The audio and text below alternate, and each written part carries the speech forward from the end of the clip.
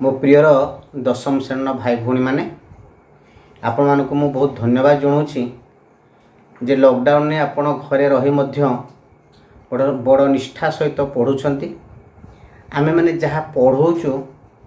बहु पिला मध्य से अनेक प्रश्न पचारुंट आउ विद्यालय केबे खोलिबो कि परिस्थिति केतेबेले सुधरिबो ता आम उपर निर्भर करूनी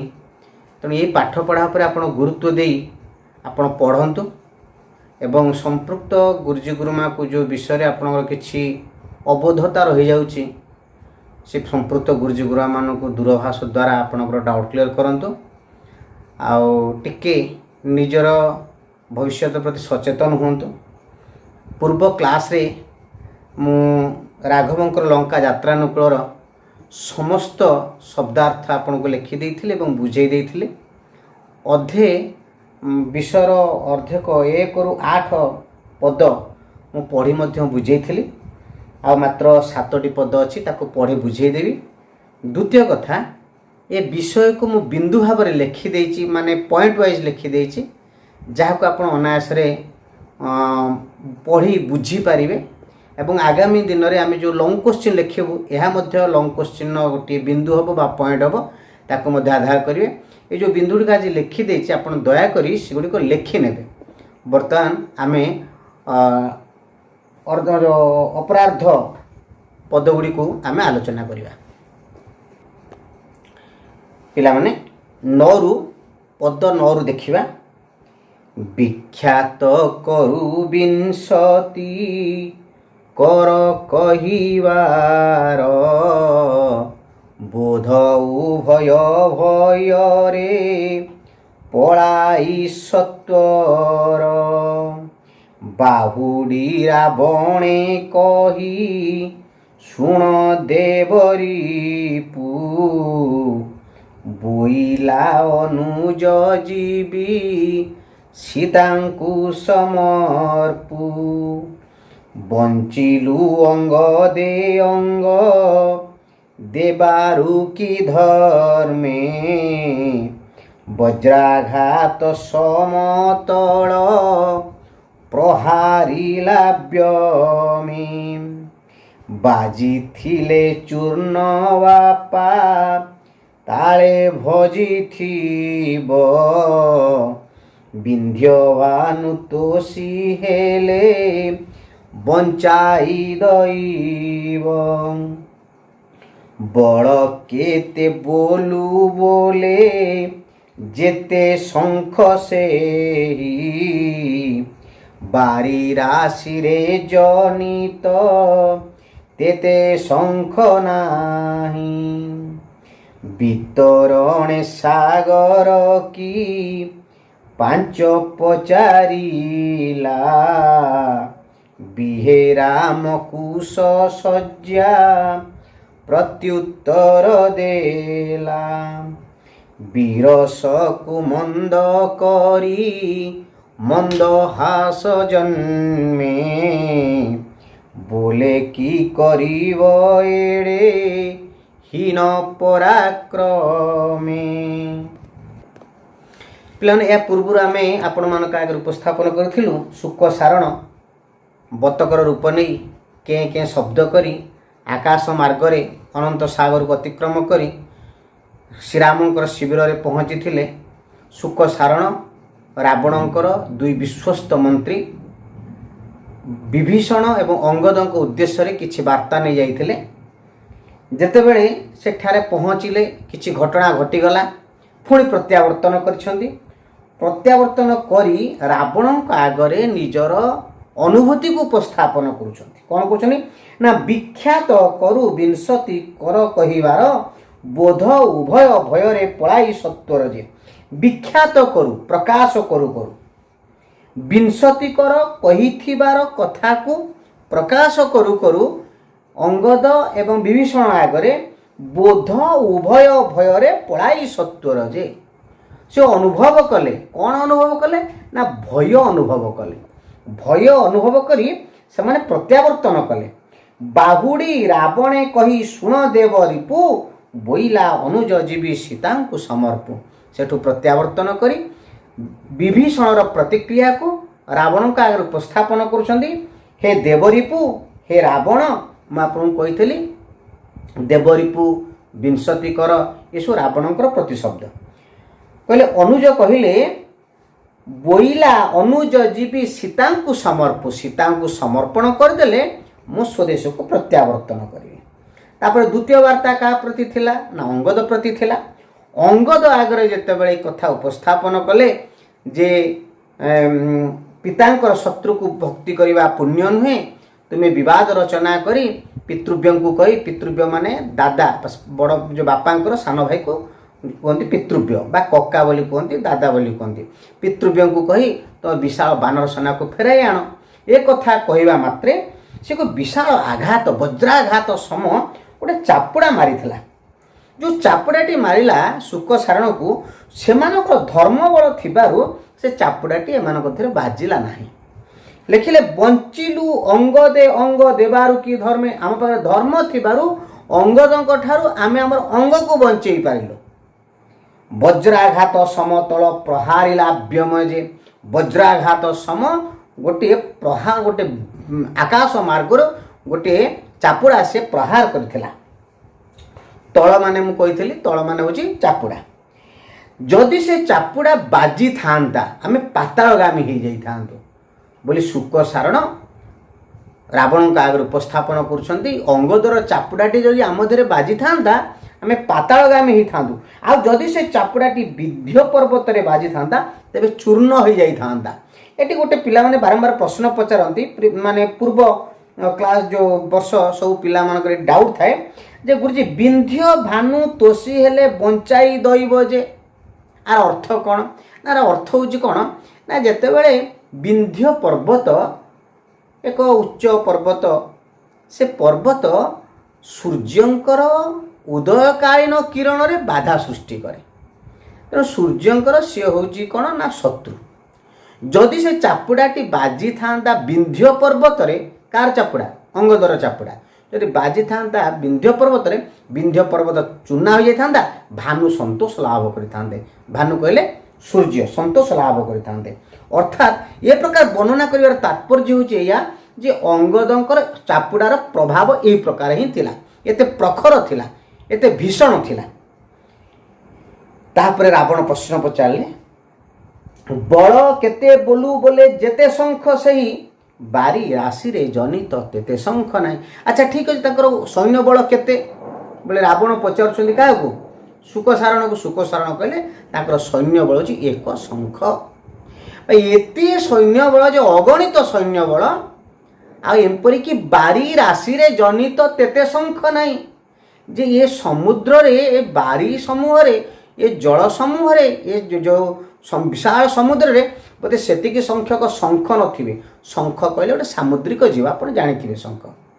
आउ गोटे शंख हूँ एक संख्या विशेष 1,00,000 कोटी अवश्य 1,00,000 कोटी ये आम कहबानी माने अगणित सैन्य ए सैन्यर रामंकर सैन्य संख्या विषय से अवगत कराइथिले। पुणी रावणकर जिज्ञासा सृष्टि है वितरणे सागर कि 5 पचारे वितरण माने पार होगापाई ए विशाल समुद्र को अतिक्रम करने पार होगापाई कौन से उपाय अवलंबन कर 5 शब्दर कथा कहती 1 2 3 4 5 नहीं 5 मान उपाय कौन से उपाय अवलंबन कर विशाल समुद्र को अतिक्रम करने ना बिहे राम कुश सज्जा प्रत्युत्तर देला आगुरी आम कही से विधान कर बिहे माने विधान कर कौन विधान कर ना एक कुश सज्जारे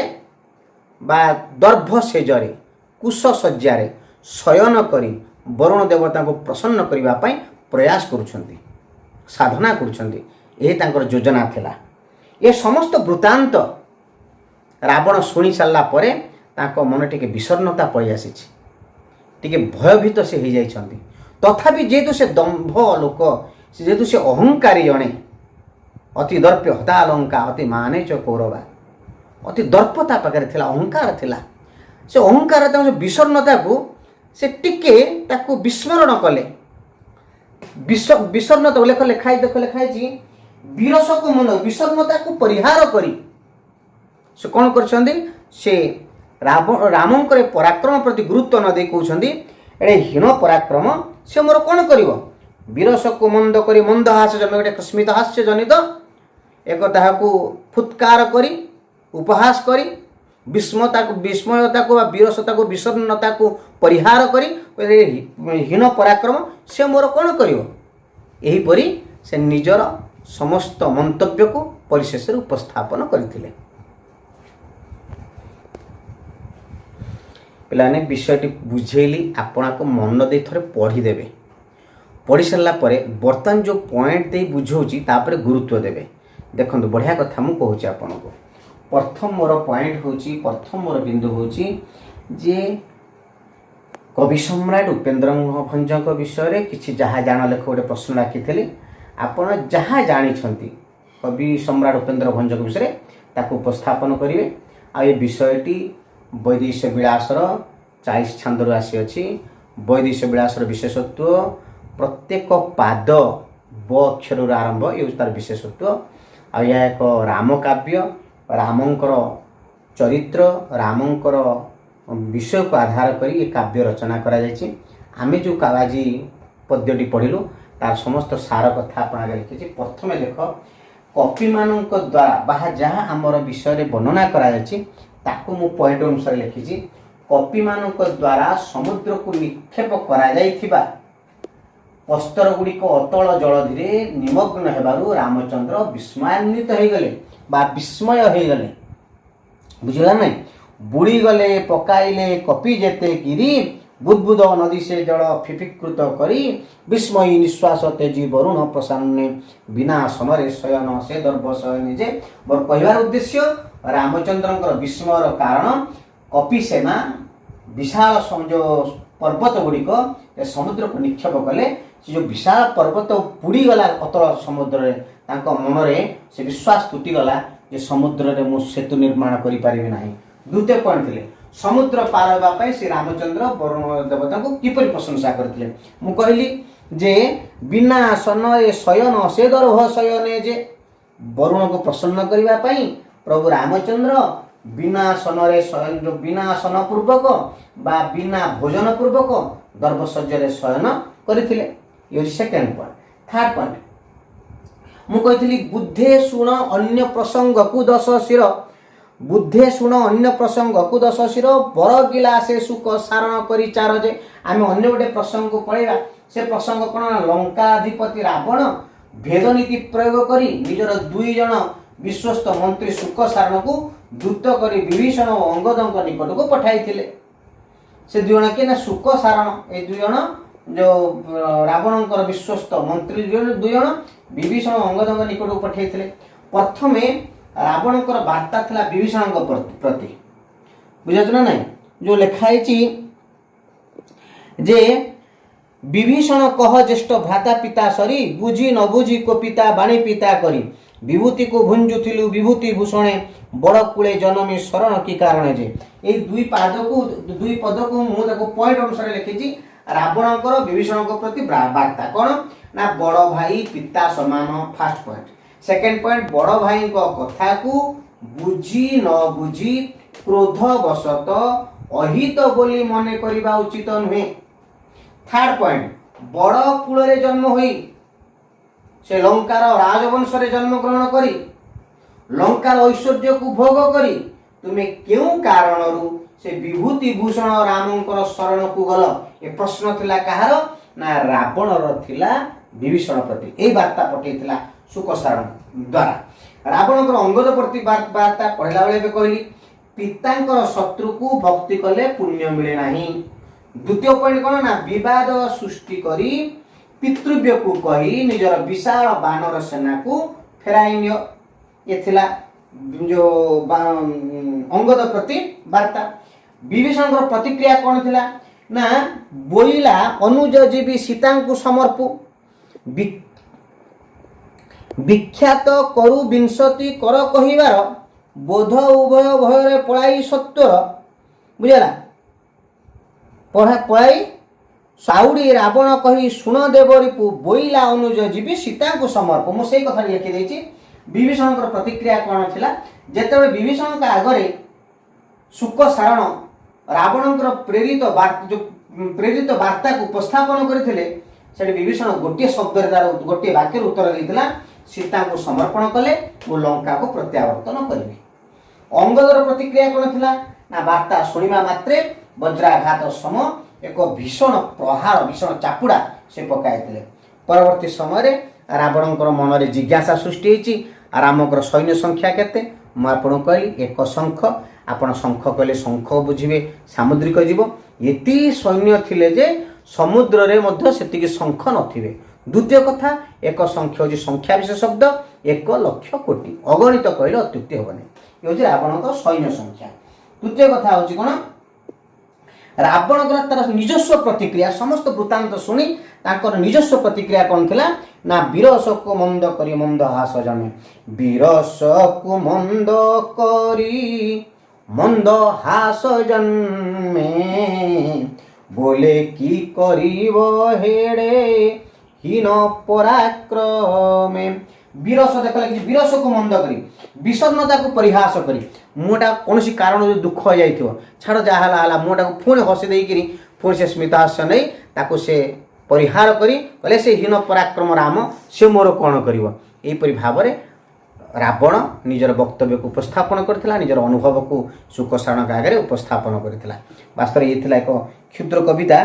एते भी विशालता नहीं एते भी जटिलता भी नहीं केवल प्रथम मार्क आपको दुईटी पर्याय विभाग करवा। प्रथम भाग में रामचंद्रंकर सेतुबंध निर्माण करिवार प्रस्तुति पर्व द्वितीय थिला रावणकर भेदनीति संपर्क में किसी आलोचना रावण जो सुखसारण द्वारा विभीषण अंगद पाखक क्यों वार्ता पठे से तार वार्ता से वार्ता जो उपस्थापन कले विभीषणर अंगदर प्रतिक्रिया कौन थिला एवं तापर विषय किसी अनुभव एति कथा वर्णना थिला। आ मु जो पॉइंट गुड़ा कहली से पॉइंट को आधार करी आप लंग क्वेश्चन करेंगे बढ़िया लंग क्वेश्चन हम निजे ही प्रस्तुत करूँ। या परिशेष मुझे भिडियो किसी प्रश्न आपको लिखिदेवी गत भिडियो प्रश्न देती अति सहज सरल प्रश्न आपण आड़ कौन किसी प्रश्न आसनी तेणु मुझे निश्चय भाविली आपण आसुव ये प्रश्न जो देवी ये प्रश्न उत्तर आपको आसो आपको सजैकी लिखिदेवे परवर्त समय मुझे सरलार्थ लंग क्वेश्चन आपण प्रेरण करी पठेबी असुविधा।